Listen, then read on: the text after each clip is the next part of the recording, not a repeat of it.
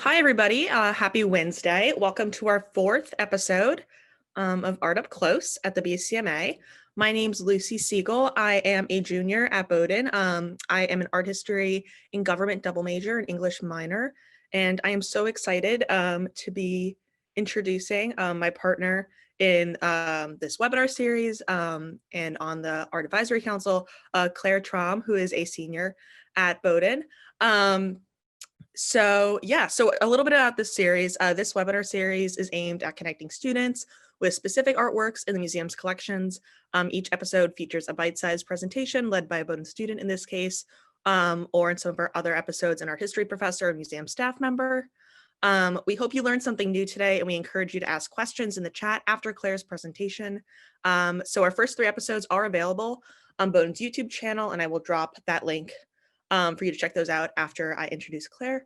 And today we're excited to welcome Bowdoin Senior Claire Traum to speak about California art after World War II, and Wayne Thiebaud. So Claire Traum is a senior from Palo Alto, California. She is majoring in art history and minoring in economics. She's a big fan of the Bowdoin Museum, and she's currently serving as the student representative to the Museum Advisory Council.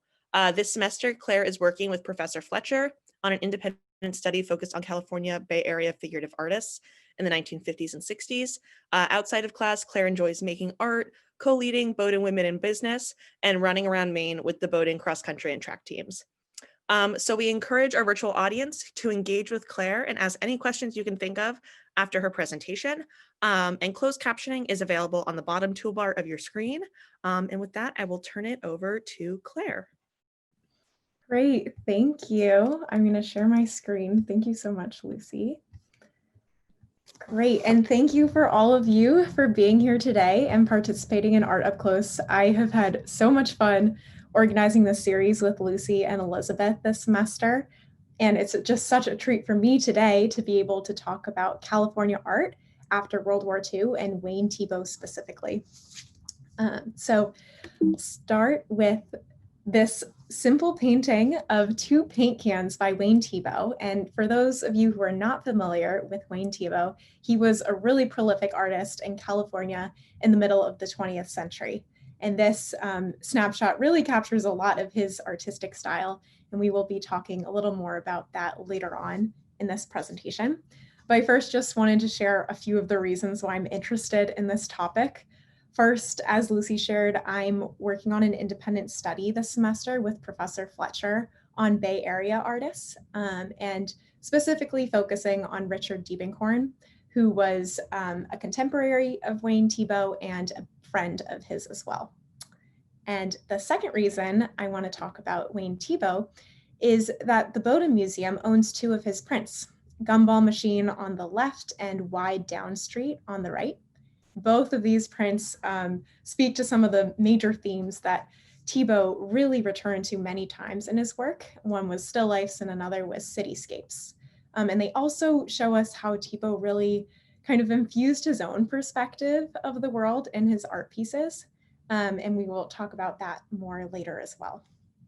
And then lastly, and the most important reason why Thiebaud is so relevant right now is that he turned 100 a few days ago on November 15th.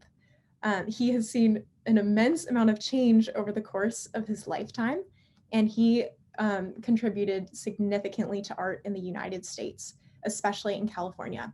So it's wonderful that we can talk about him a little bit today during his birthday month. And before I dive into the prints that the Bowdoin Museum owns of Thiebaud's, I'd like to first give a brief overview of the art scene in California in the middle of the 20th century. And there are two major themes that I'd like to speak about specifically. And that was the emergence of art institutions and really forward-thinking directors in California and World War II. And both of these events really contributed to this creative ecosystem, I will call it, in California in the middle of the 20th century. So it's really important to note that outside of New York, there were not a huge number of art movements, and California had not seen its own really large scale art movement in the 20th century. New York was such a hub, and California California was pretty isolated from a lot of the artistic movements that were more radical that were happening at the time, such as Surrealism, Cubism, Dadaism, and other movements that were really on showcase in New York. However, this started to change in the 1930s when some new directors were brought on board.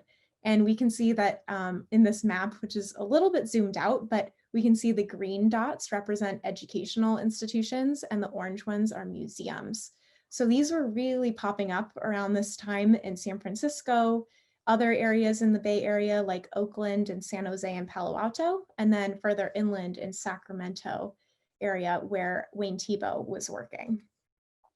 So I will quickly highlight a few of these directors who made a really big impact on the artistic scene and really diversifying the amount of art that was available to be seen in San Francisco area. And a few of these were Grace Morley, who in 1935 was the first director of the San Francisco Museum of Art that later became the SF MoMA. And then an artistic couple that moved to San Francisco in the 40s, they were Douglas McAgee and Jermaine McAgee. And the two together directed some really large institutions like the San Francisco Art Institute and the Legion of Honor. So thanks to these three directors, a lot of new avant-garde art was suddenly brought to the West Coast. And then also during this time, there were a lot of universities outside of San Francisco that were reestablishing their art departments. So a few examples are Stanford, the California College of Fine Arts in Oakland, Cal, and institutions in Sacramento, and UC Davis. And UC Davis is where Wayne Thiebaud became a professor. So again, we'll talk a little more about his biography later. But thanks to these institutions, both universities and museums, there was just a lot of creative energy swirling around the Bay Area and California during this time, especially at the end of World War II. So now I want to talk a little bit about World War II. And the war was significant for a few reasons.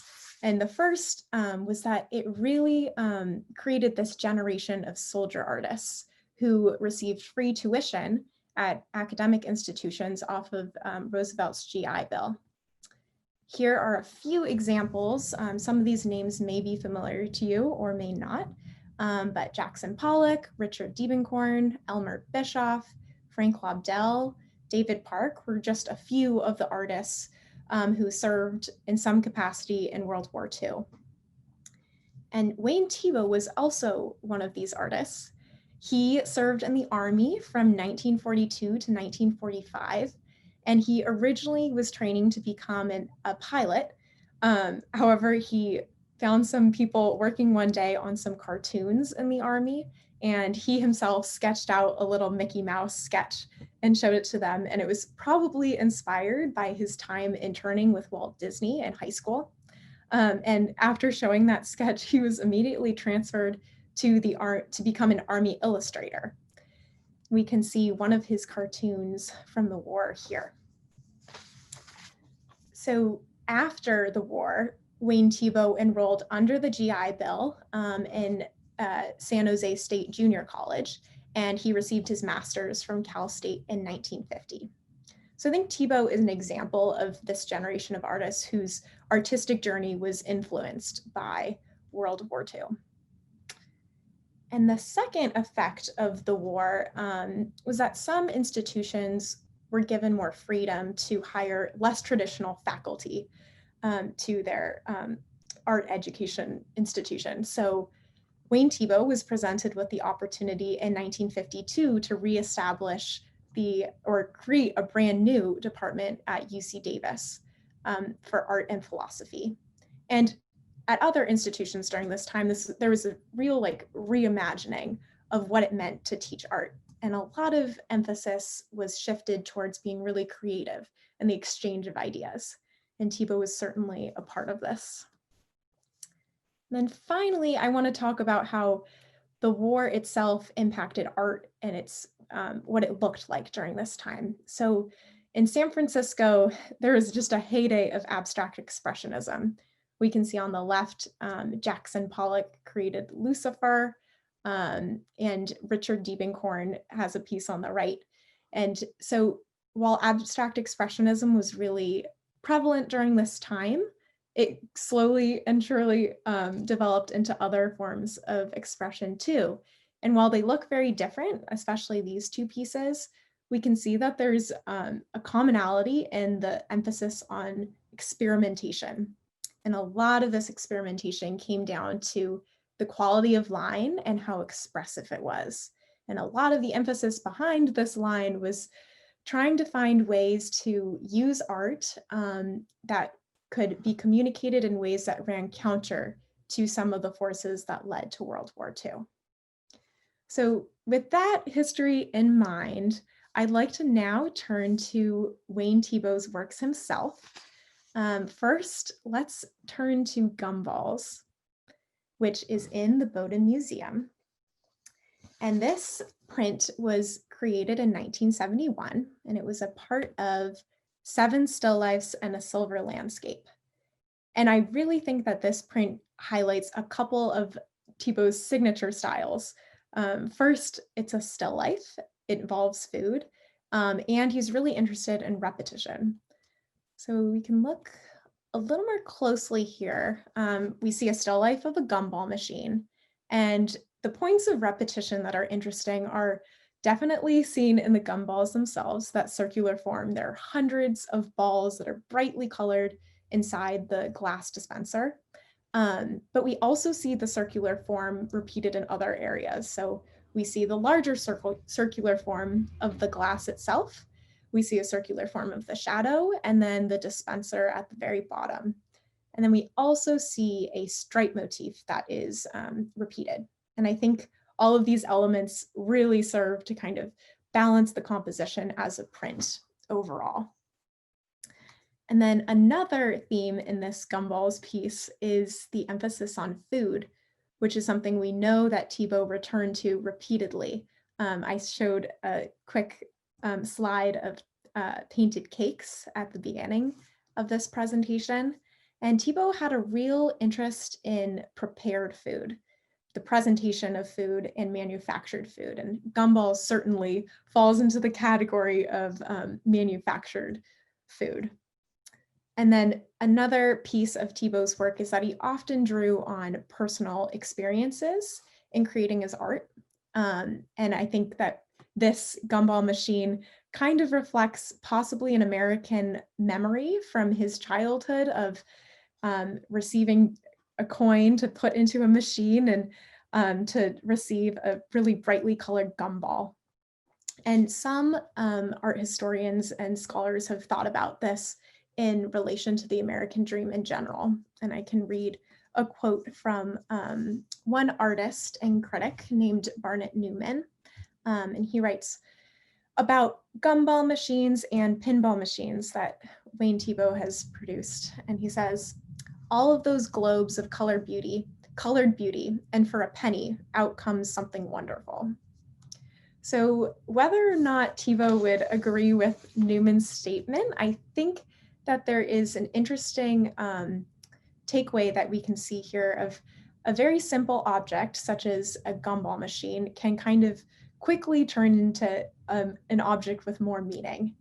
And before we move away from this piece, I'd also like to suggest that there's a certain sense of loneliness that Diebenkorn kind of infuses into this piece, even though the brightly colored balls themselves are very enticing and capture our attention. I think that he also is trying to communicate some sort of containment. I mean, we see that the gumballs are very carefully encased in a glass ball, and Diebenkorn spends a lot of attention to the surrounding space around the gumball machine that's very centrally placed in this print. And so we can't help but see something kind of similar to Hopper, I think, and maybe considering some of the lonelier sides of this piece, and really critically considering how Thiebaud might be trying to comment on the way that we're attracted to manufactured objects and this really kind of attractive quality of a still life like Gumballs. And now I would like to turn to the second print and also consider the way that Thiebaud provides his own perspective on the piece. So instead of describing this piece myself, I would like to just offer some of Thiebaud's words, who is really well worded in his descriptions of his own works. So he says, San Francisco cities and other cities as well are intriguing for me, not only as cityscapes, but as empathy puzzles. To try and express, if I can, the balance of how skyscrapers can fit into our cities so miraculously, sometimes teetering on the edge of nothing more than dirt, or how we design our roads. What we do with this whole enterprise of building, for me, was a very interesting series of paintings. So I'll take a moment to let Thiebaud's words sink in. And I'll just say that, like the Gumball print, Thiebaud shows a very unique perspective of a pretty everyday scene in this print. It's just a street view. However, he uses really interesting artistic little techniques, such as, I think, the off-kilter verticals here and the really small scale of the cars going up and down the street, to communicate a very different sense of the world that we would usually see when we walk out of our doors. And I think that here he's really almost personifying San Francisco's really massive hills and tall buildings as a way to create this different perspective on a very everyday scene. So in closing, I would like to suggest that these two prints that the museum owns really represent some of the central themes of Thiebaud's work as a body of work. And then I would also like to suggest that Thiebaud as an artist is really representative of some of the movements in California art at the time. So thank you for engaging with me in this discussion and presentation. I would love to hear your thoughts on these prints if you'd like to share, and also open it up to any questions you might have. So Claire, thank you so much for that. That was really interesting. And just to start us off, so for our virtual audience, feel free to send your questions in the Q&A box at the bottom of your screen. But just thinking about what you know about and what you spoke about like Thiebaud's life and how he responded to a lot of his own experiences, what, if any, question would you ask Thiebaud if you had the opportunity? And I'll also ask that in the chat so you can see the question. That's a good question. I would love to be able to have a conversation with Thiebaud. I think if I could ask him any question, I would probably ask about how his experiences as a professor informed his artistic process, and if he saw a really strong connection between the two, because obviously he was teaching a lot of students, and it sounds like he really valued the process of teaching. And I'm curious how he was kind of a student of his own art production in a way. So I think that would be the question that I would ask him. Definitely. And we have another question in the chat here from Frank Goodyear. I'm struck by the fact that the gumball machine is completely full. What do you think he presented it? Why do you think he presented it in this way as opposed to presenting it as half full? And he also says great presentation. So yeah, a question about why is the gumball full or gumball machine full instead of half full or anything else, half empty? That's a good question. My initial reaction to that question is I think that it kind of fits into the theme of display and how untouched a lot of Thiebaud's works appear, especially the cakes that we saw earlier. All of his pieces don't have a bite taken out. It's very much focused on the display of them. And I think that that kind of speaks to his themes in general, but it's a good question. And I think if he were to show a half full ball machine, I think that we would understand more human interaction was involved, but that's something that Thiebaud clearly decides not to do. So perhaps again, touching on maybe that loneliness aspect, like while there's a lot of wonderful parts of manufactured goods and commodities, there's also possibly a sort of loneliness kind of floating around it too. That's interesting. It seems like a lot of our audience seems interested with the gumball print specifically, but also this idea of food consumption. And going off that, Elizabeth Humphrey has a question about wondering if you can say more about Tivo's fascination with food, and wondering if you found anything interesting in his life that suggests maybe why he became interested in food as subject matter. No, that's a good question. I don't know his personal experiences that drew him to food specifically, but I do think that I know that he was very interested in kind of the fundamental elements of food themselves and kind of the shapes. And I think in a lot of his cakes, you can see triangular shapes. In the gumballs, you see a lot of circles. And there seems to be this real fascination with kind of the building blocks and shapes that create the works themselves. And I also know that Morandi was an interesting artist that Thiebaud was inspired by. And Morandi did a lot of works with shapes similar to foods. He would focus on coffee cups or still life objects of bottles. And it seems like maybe for Thiebaud, food was kind of his still life, if you will, to keep practicing these ideas and forms. That's a good question. All right, very interesting. And then we have a question wondering about how these pieces ended up at the Bowdoin Museum, specifically those two prints, and wondering if they're part of a greater collection or a greater donation that was with other pieces. That is a great question. Unfortunately, I do not know the answer to that, and I would love to know. And maybe that is a good conversation for me to have with some members of the museum staff to learn more. That is a great question. Definitely, yeah, with over, I think, what is it, 20,000 objects? They all come from somewhere. So yeah, but a good question. Then we have another question wondering where Thiebaud grew up, if you know anything about that. If it's in San Francisco or located in the Bay Area or elsewhere. A little bit more questions, or a few more questions about like his family, and maybe how his family could have influenced his artistic practice as a child. That is a good question as well. I know that he was born in Arizona, I believe, and I think that he grew up in Southern California and a little bit in San Francisco too. So he was definitely spent a lot of time in California and was kind of interested, especially in the cityscapes and the landscape that you can see. And I can't share I don't know too much about what his parents did, but I do know growing up, he was influenced by an artistic aunt. And I know that he also interned at Walt Disney in high school, and that was a really formative experience for him. And he was always doodling and making cartoons. And I don't think that he originally, I don't think he always saw becoming an artist as the end goal or what he would become. But there were like little elements of his childhood that I think had some pretty influential artistic experiences.